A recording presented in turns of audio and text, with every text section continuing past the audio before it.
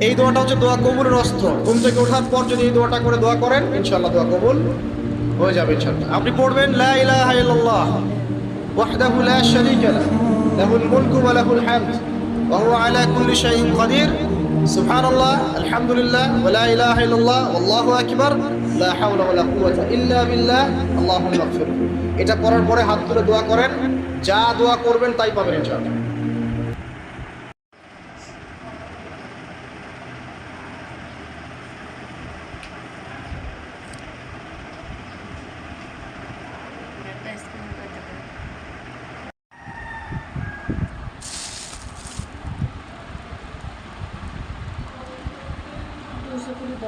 সব দেখা